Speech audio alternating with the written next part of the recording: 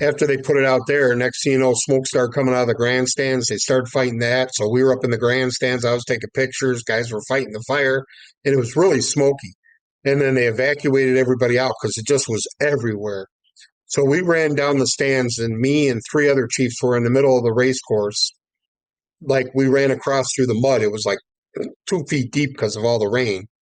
And all of a sudden, the whole stands took off. And as it was coming down, we looked both ways and says it's going to be a long walk that way and a long run that way. And we dug holes in the ground. And when the stands came down, it was a good blast of heat. But, everybody got out in time, and that was a pretty good fire.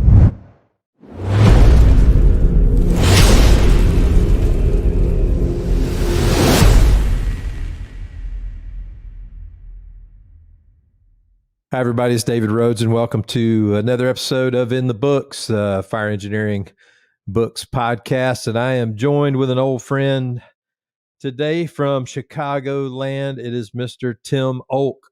Tim, how's it going, buddy? Good, sir. How are you? Good. Got the old stash back, I see. Yeah, I got the stash, the eyebrows, and the hair back.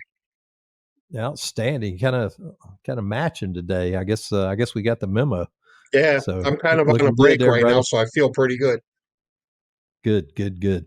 Well, everybody knows Tim Olk from his photos from around Chicago, FDIC, and a lot of fire engineering shots. So, Tim, you've got the book, and it's a book full of just a lot of photographs of different stuff from all around. And I'm curious, even though I guess we've known each other probably 15 plus years, but I don't really know the story of how you got into photography. So how long have you been a photographer, and where did it all start?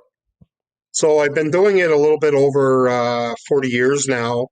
Me and my dad were out in the front yard doing some yard work, and a bunch of fire trucks came by when I was about 14, 15 years old, and there was a house fire down the street. So my dad threw me his camera and says, "Hey, go down and take some pictures."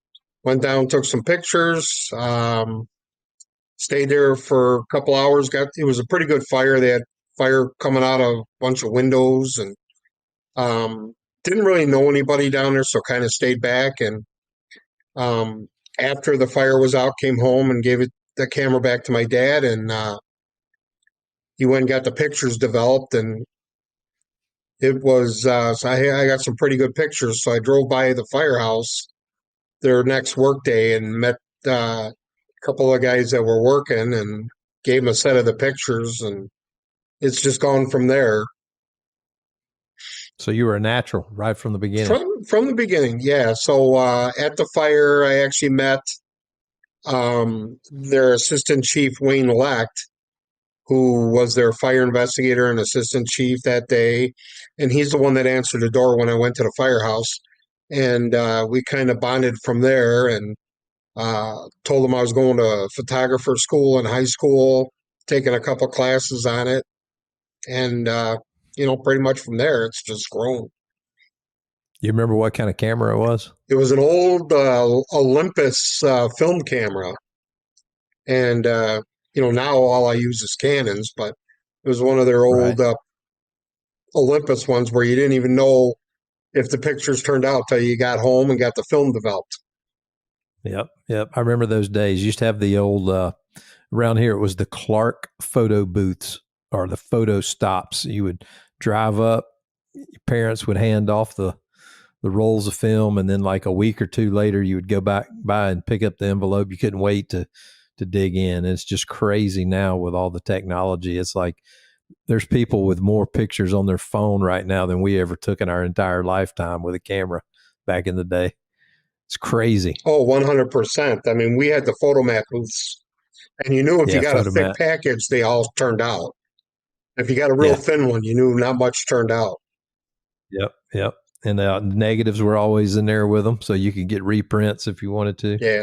What do you think was the biggest influence on you that led you down this path? Was it that one incident, or were you already into some photography before then? So I never really was into photography, but that assistant chief and me became pretty good friends, and I took photography class in high school. And then after I got certified in that, I went and talked to him. They made me their department photographer, started taking pictures at all the fires, was there with him doing the investigation stuff, him and a guy named Doug Kelder. And they pretty much took me under their wings and taught me how to do this, how to shoot this. And then down the line, I became paid on call with the Northbrook Fire Department. And so I got to a lot more fires, got to do a lot more with him. And he sent me to the Mavis Division 3 Arson Strike Force, Investigator Strike Force meeting. So I got 20-hour certification in fire scene photography after that. Outstanding. Now, is that where you lived? Was up in Northbrook? Yeah, Northbrook. It's about 20 minutes north of Chicago. Yep. So I got certified and all that, started doing a lot of stuff with him. And when I was paid on call, and me and Wayne pretty much were friends for over 20 something years. And one day I saw him in the morning and said, have a good day, and went off to work. We had a fire or report of smoke in the electrical room at Neiman Marcus, which was a big store here in the Northbrook Court Mall. And Wayne got called out there. There was an explosion. I just happened to be in front of Station 12, so I jumped and I drove the squad that day. And Wayne pretty much, with the electrician and a couple other people, got burned pretty bad. And the electrician died pretty much right away. Wayne lasted about a week, and that was pretty rough on me. And when I had to look for pictures, there wasn't a lot of pictures. So that's where I said I'm going to dedicate my time to making sure that we have enough pictures of guys for retirements, promotions, whatever it is, we're going to have pictures. So when somebody asks, and that's when pretty much I just been focusing on that. And, you go to one fire and you get mutual aid companies coming in. They're like, hey, why don't you come to us? And it just went boom, boom, boom, boom, boom, and grew from there.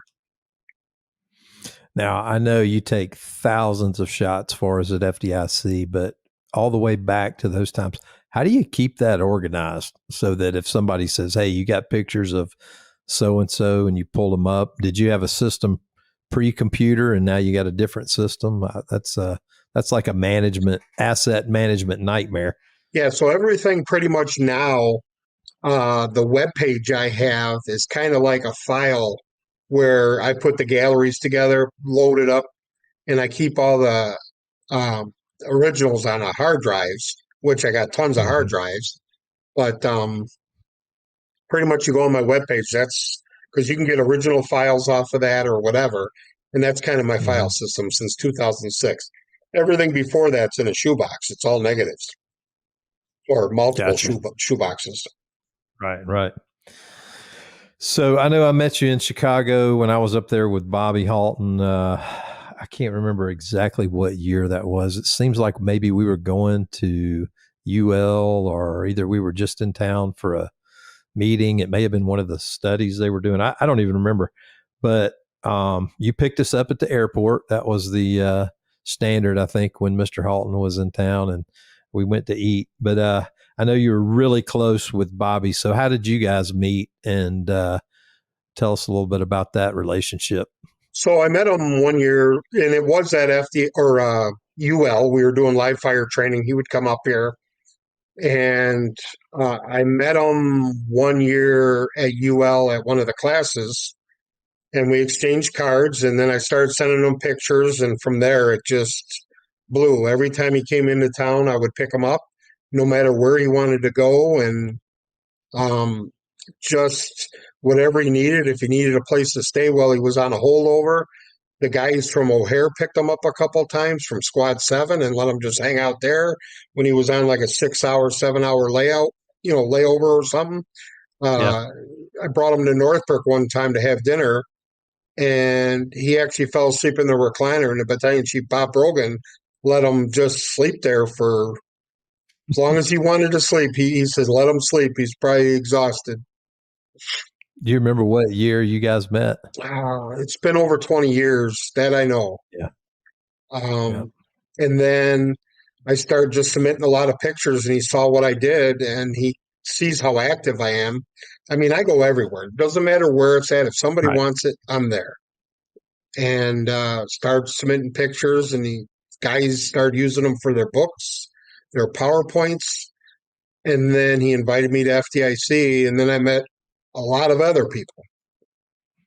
So that's pretty much, I mean, we would go out to dinner and we'd just sit there and he would talk about things and we'd make phone calls to, he would make a phone call like the one year to Chickarota saying he's getting the Lifetime Achievement Award, or that kind of stuff, Right. or Larry McCormick, or, just different guys. And I just thought it was pretty cool being with him when he's got these phone calls, when he's making them. And, you got to keep everything quiet until it's that time. And, but Yep. I drove him to Valparaiso, Indiana one time to the Mac Center out there. He had to do a thing. So no matter where he had to go, I would pick him up and take him. Yep. That was good stuff.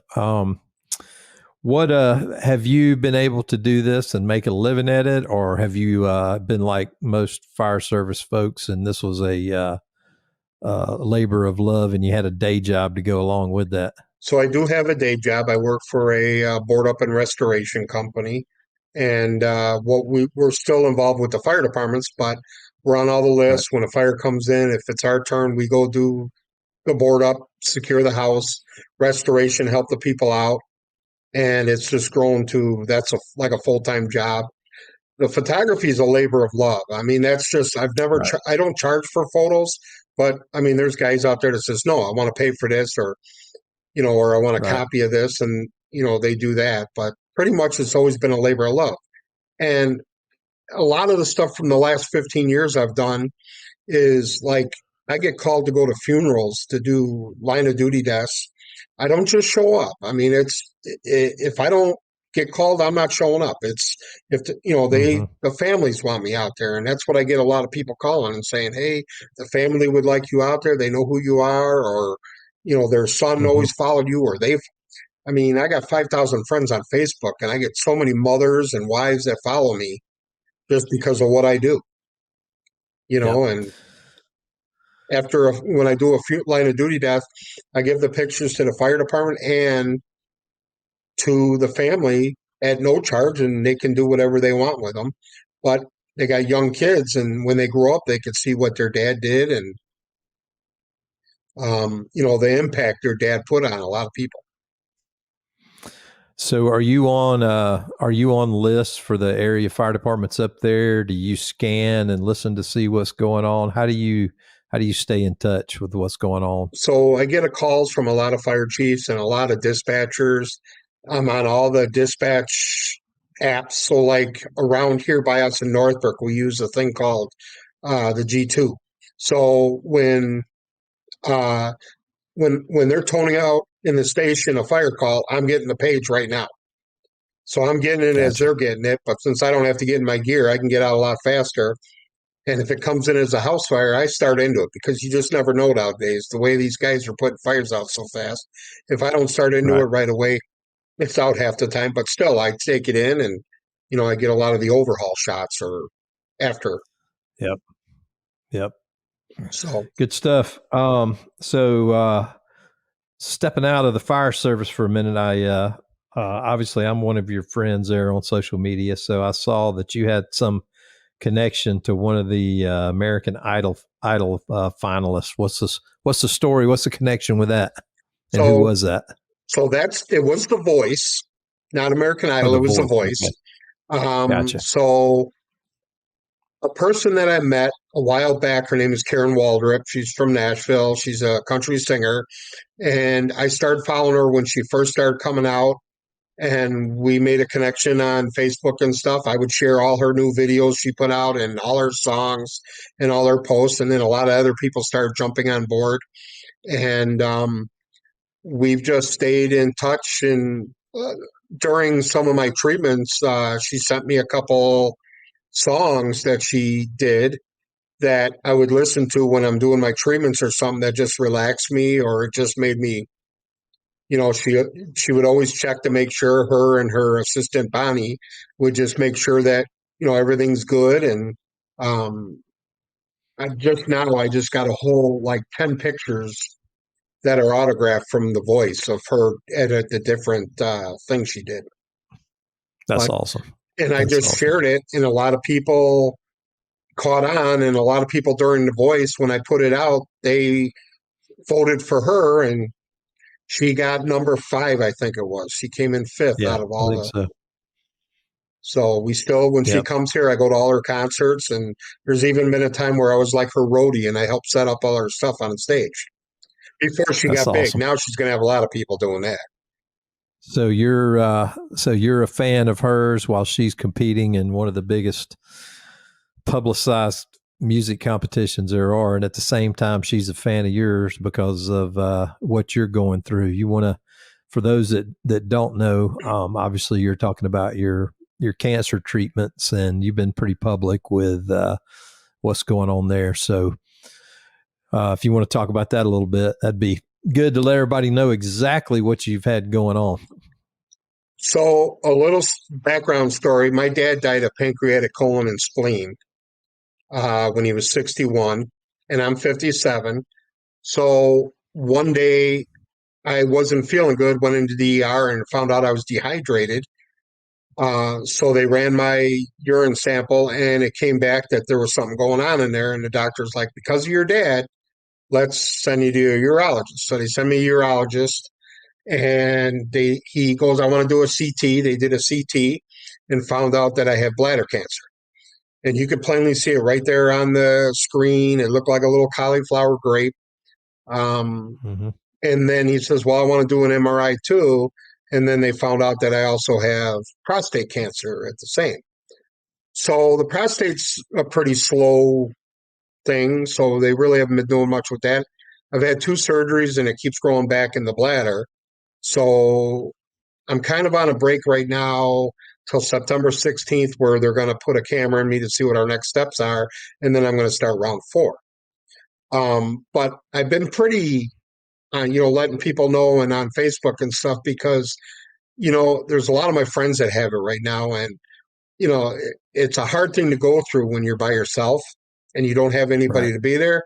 But I'm being pretty positive about it, showing people that I'm still out doing what I'm doing because that's what they wanted me to do. I didn't want to sit, they Right. didn't want me sitting around letting it get in my head. And, from there and just keep doing whatever I'm doing. I mean, I got tired a lot easier, but I just keep been doing everything I do just to be out there and be seen. And another person was Bobby when he had his cancer. I mean, if you look Mm-hmm. at how he walked around FDIC when he had it, he didn't let it bother him. He just always had a smile on his face. And that was pretty positive on me. So if I can give back to guys the same thing that he gave to me with the positivity and just being strong. And so I got a buddy right now, Mikey Lynch from Chicago, who's Mm-hmm. fighting a tough battle, leukemia. And we've been talking, and I told him, hey, just one day at a time. Don't worry about what happened yesterday or what's going to happen tomorrow. Just worry about today, waking up, and just, that's all you need to worry about. And he's like, that's a good thing to go on. Be positive and don't let it get in your head. Yep. Just keep doing what you can. I think maybe that's better than some of the medicine Yeah. uh, that you get for sure. Well, good. I'm glad you're still doing good. You got your hair back, but we're gonna get ready to hit another round here. So I'm sure you'll be fine with that. What are some of the more notable fires or incidents that you've shot that folks might remember? So we had a race course here called Arlington Park Racetrack, and it was Mm-hmm. a huge racetrack. And um, that's right around when I first started taking pictures. And I got there and I got some good pictures. It was raining so hard. It started in the paddock club. It wasn't even in the grandstands yet. And after they put it out there, next thing you know, smoke started coming out of the grandstands. They started fighting that. So we were up in the grandstands. I was taking pictures. Guys were fighting the fire, and it was really smoky. And then they evacuated everybody out because it just was everywhere. So we ran down the stands, and me and 3 other chiefs were in the middle of the race course. Like we ran across through the mud. It was like 2 feet deep because of all the rain. And all of a sudden, the whole stands took off. And as it was coming down, we looked both ways and says it's going to be a long walk that way and a long run that way. And we dug holes in the ground. And when the stands came down, it was a good blast of heat, but everybody got out in time, and that was a pretty good fire. We've had a couple good Chicago fires. We had a 511 at 47th and Ashland. It was a 5-story heavy timber, pretty much well involved when the chief was driving by and he found it. And that turned into the Ice Palace. You remember those pictures where Right. that was all over the news, the Ice Palace, and but pretty much those were some pretty good fires that I remember about. I mean, there's tons of them I could be saying. Oh, and another one was out in Rockton, out by Rockford. I happened to be out that way, and they put a fire out at the Rockton chemical plant. And the minute I got on the road, you could see the header in the sky already. And when I pulled up, the chief goes, "Timmy, I just need you to start taking investigation photos. Just take pictures of everything." And it turned out like I was there 15 hours, and I think I took 7,000 pictures. And it was fire and smoke the whole time with huge explosions. And I mean, there was explosions where I was probably 200 feet away and you could feel the heat. Wow. So that lasted a week. So with that vast amount of pictures, obviously you decided to put this book together, behind the scenes. What made you want to put the book together? So this was my third book, and I wanted to do this one because it's more for the families of the guys, where they can come home and show their kids, "Hey, look what Daddy's doing," or just a remembrance, and just to have that just shows what everyday guys do. I mean, there's people out there buying it that have nothing to do with the fire service. They're buying it for their kids. But this is to show the public kind of like the behind the scenes of what the fire guys go through every day. The trainings, the fires, just the brotherhood, the services, everything. So it was more of just kind of tell the whole story. Yeah. Yep. I like that behind the scenes. That's perfect because it's just it's kind of capturing not just fires, but everything that happens around the fire station. Some just shots of stations, some of people doing day-to-day routine stuff, and it really tells the tale. Well, I know you got a few pictures picked out to talk about, so let's get one of those up and tell us a little bit about these are some pictures from the book. So this is actually the cover of the book, and what was interesting about this fire, if you look at the chief in the front of he's taking a picture of the fire. That was Jake, and Jake just retired with probably around 45 years on the job. But that day, Jake does all the bell ringing ceremonies for all the funerals, all the year anniversaries.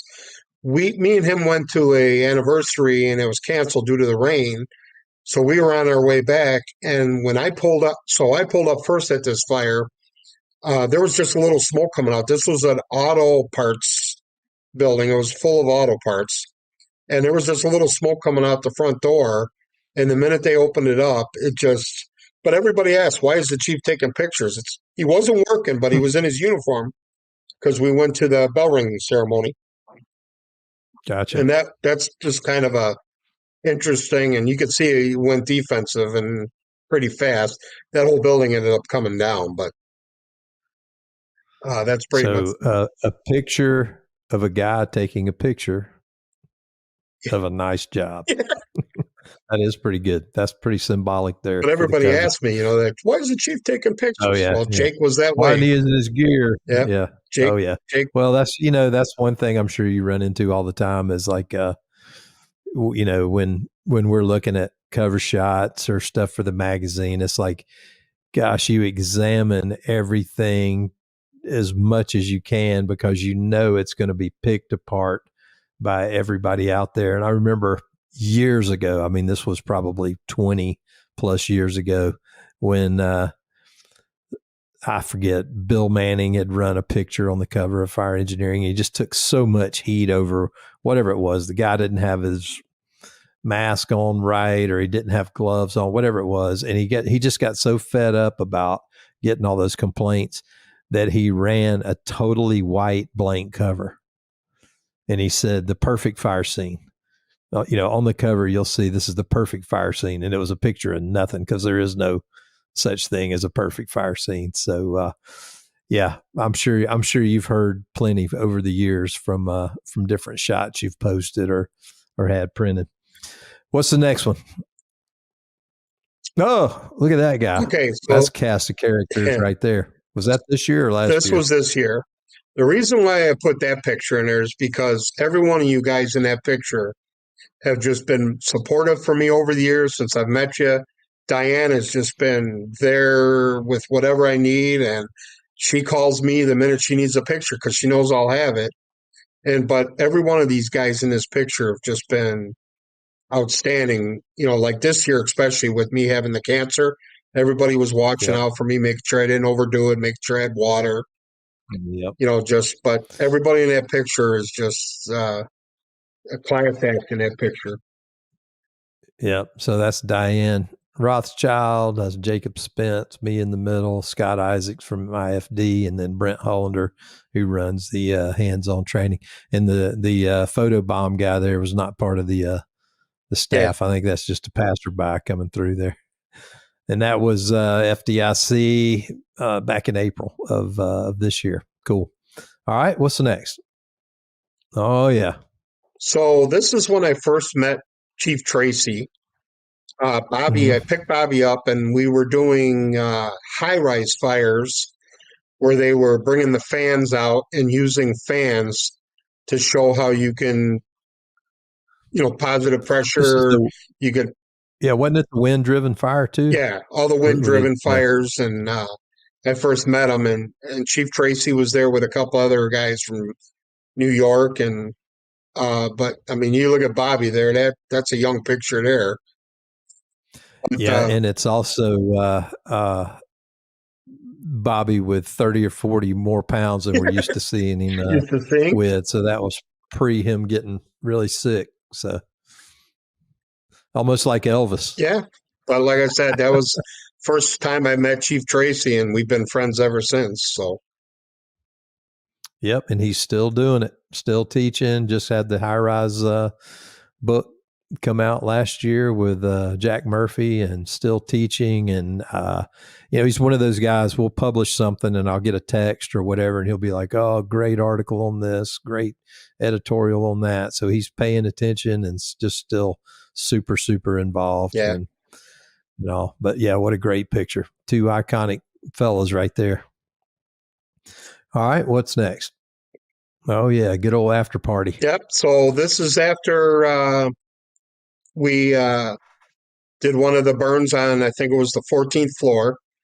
And so if you look in this picture, Jimmy Sunick's in that picture to the far left. Then it's Bobby. And a good buddy of mine from the city who's no longer with us. And then Mikey Lynch is in there. He's second from the right. He's the one that's fighting the leukemia right now, and but yeah, so it's just been this was a fun time. I mean, it lasted like a week, I think, and everybody was there, and that's all you did on all the floors. They brought big ones on wheels, fans. They brought little ones, you name it. Yeah. And as you can see, a lot of fire duty that day. Yep. Good stuff. You remember what year that was? You know what? I forgot. I got the photo that'll tell me what it was. It's been at least what? Probably 15, 20. 15, yeah. Because the Robert Taylor homes were knocked down a long time ago. So that was the projects where, you had gangs living in each building and cages on the outside. And so, but most of it, it was it's like plaster over brick. So when you had a fire in there, all you did is throw everything out the window and you just paint the place and you Yeah, as an start all over oven. again. That's the way a lot of the projects were. I remember my first fire and the ones in Atlanta were all concrete. And of course, the officer was like, pull the ceiling, pull the ceiling. You take your hook and you jab it into the concrete and it just vibrates you and everybody laughs. Yeah. And we'd run calls, they'd come in, repaint, move a new family in, whatever. And, you'd be running a medical call or something and you'd look up at the ceiling, you'd see a few little chips where you knew they'd had a fire in there and some rookie had been told to pull the ceiling and chip away at the concrete. Rattled his Always teeth. good time. Yep. Yep. They were nothing but it's almost like just a burn building though. Yep. I mean, you could put them out with very little water. All right. What's next? Oh, So very dramatic one here. this was a funeral for a guy, Chris Wheatley. We just had the anniversary here in Chicago, and Chris was a fireman at Engine 5 and Truck 2. But if you just look at this picture, I was on the roof of the funeral home, and uh, one of the deputy fire commissioners, Sampy, was walking along the back and made sure that I made sure everybody was in line. So I'm on the roof walking, and he goes, "How's this line? Good, good, good, good. We just want that in us." And if you look at this picture, there was a volunteer fireman that showed up, and if you look up in the left-hand corner, there's one guy in a light blue shirt out of all that dark blue. So it was kind of like a "Where's Waldo?" and there he is. But Yep. this was in front of the funeral home. They told everybody to go to the church, but out of respect for the family, and that's just the firefighter way, everybody showed up at the funeral home, and then they transferred him from the funeral home to the church. But that was Yep. in front of the funeral home, which they didn't expect. And everybody probably remembers the iconic scene in Backdraft of the funeral and the march and just the sea of firefighters in their trench coats and Class A's, and a lot of folks thought that was just a Hollywood moment there, but like that is the tradition, and as evident by the real life picture of a funeral there, it's like that is the Chicago ways to turn out like that. And so even though it was a Hollywood production for that, they were mimicking the real Deal. the real funeral procession and stuff for that with the flags and just incredibly moving. And I know that means so much to the family to see that level of support. Incredible shot.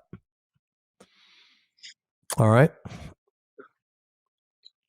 That looks cold. I don't get that down here, Tim. Yeah, it was cold. It You wasn't keep actually that there. bad that day. I think it was like 40, 50 degrees, but this was a vacant house down at 51st and Bishop. I was on Squad 5 that day with the officer was Cliff Gardner, and I just happened to just walk in. He says, "Oh, Timmy's here, so there's going to be a fire." And what happens? We get a vacant building fire. So they were working on this building. It was all boarded up, and if you look in the picture up on by the basket, you can see there's a guy up there chopping, old school with an axe. He didn't stay up there very long, but that's how Chicago is. They go up there and they do what they can until they're told to get off. Yeah, that's a good fire behavior shot there too. That could probably be used in some of the training. That smoke there is that's epic pressure right there coming out. Yeah, I tried to get that as a Do cover. do you remember anything about the fire? So somebody broke into the house. This house was completely boarded up, as you could tell from the front. Boards on every window, and where the fires come out in the back, there was a homeless guy that was in there trying to keep warm and started a fire on the floor. And when it started, he took off. And of course, middle of the day, this had to be about 10 o'clock in the morning, but they ended up burning the whole roof off of it and knocked it out. But I was started by a homeless guy, 2.5-story frame, and just, Is that balloon frame? yep, Yep. which a lot of it in that area is like this. But like I said, I tried to get this to be a cover. But if you look at the guy on the roof, he doesn't have a pack on. Bobby goes, that wouldn't be good because we'll get talked about. And I go, you know what? Yeah, that's true. I could see that happening. But that's Chicago's way right now is when they're on a roof like this in such a peak, they don't wear their packs up there. That's just their way of doing it. They're trying to get it, Mm-hmm. but that's just their way of doing things. And I get a lot of ridicule on a lot of my pictures and stuff because they'll take their helmets off and put it up on the tip of the ladder. And that's just their way to do it up down there. Got it. All right. What's the next one? This was a good. Oh, yeah, you were telling me about this one before. Yeah, so this was at the Marine Center off of Foster. It's the reserves. So it's family day, and a lot of the guys you see in this picture, Artie Aranda, Pat Maloney, Brian Velez, a lot of the guys in this picture are Marines, and they were Marines. But once you're a Marine, you're always a Marine. So it was family day, and all the guys were off in Afghanistan fighting, so the families were here with none of their husbands. So the guys decided to bring the rigs there and let the kids go up on the snorkel and just do whatever they can, to make them happy. And as we were there, these 4 guys come back. They were doing funerals they did like 3 funerals this day. And they wanted to get a picture with the guys from the fire department to thank them for coming out and supporting them and their families. Well, the guys are all away, so that's why we did that picture. Awesome. All right, I think we got one more. This is just kind of a joke picture, but if you look, Dave's holding a rat. And these high rises were known for lots of them. And, Chief Tracy was there, Bobby was there, and I'm trying to remember who the other chief is there. He's at FDIC. But this was just another the high-rise wind-driven fires, and it just goes a different picture, just to show the fun of what they had. And I saw you got that one saved as a file, the Rat Pack. The Rat Pack. Yep. Good stuff. Kind of looks like the Rat Pack, doesn't it? With Tracy and all them in there, Bobby. Absolutely. You don't see not a whole lot of pictures of Bobby in gear around. You see most of them from the stage, but it's good. Great picture. Is that Healy? Yes, maybe? Healy. I couldn't remember his name off, but that's George. Yep. And actually, he climbed. They had a Chicago tower ladder set up at this, and he climbed the ladder. It was like a straight up climb, all the way extended, and everybody's like, "Oh man!" And he goes, "That's how we do it in New York." What he didn't tell you was his recovery was like 2 weeks after that. He had to have massages, ice baths, infusions, but good dude. So a lot of people don't know Tim, other than your book and shots at FDIC. You do a lot of shots of the hot sites at FDIC. And then this year we kind of kept you close to the vest at the convention center and Lucas Oil, but you also you shoot a lot of stuff for our training arm, which is the fire engineering training. And so what are some of the requests that you've gotten from us to go shoot for our actual training lesson plans and stuff? So the new stuff, like I've gotten hazmat stuff. I think there was some rope stuff, if I remember. Officer was, like officer talking to a firefighter or a lieutenant or checking in at the scene. And the most recent one was dispatchers. So I have to get a bunch of pictures of like dispatchers taking a call, the equipment they use, just the phones, just to kind of go over so people know what they have to do and what their role is in the firefighting. Gotcha. And you're still cranking that out, plus doing all the other stuff too. So you are a busy man. And of course, Diane calls me every once in a while and says, "Hey, we need a cover right now for the supplementary cover of guys working out." Yeah. And if I don't have them, I just. You either just had a cover or about to have one, aren't you? I had a cover, I think it was June. That was the one where it was a brownstone with heavy smoke showing. Pulled up on that one, and They ended up pulling a guy out that was in a wheelchair. He ended up dying, but and then there was a guy up on the second floor in the bathroom, didn't even know there was fire. The door was shut and he had his headphones on. And when they went in, they opened the door. There he was, just sitting there, clear as day.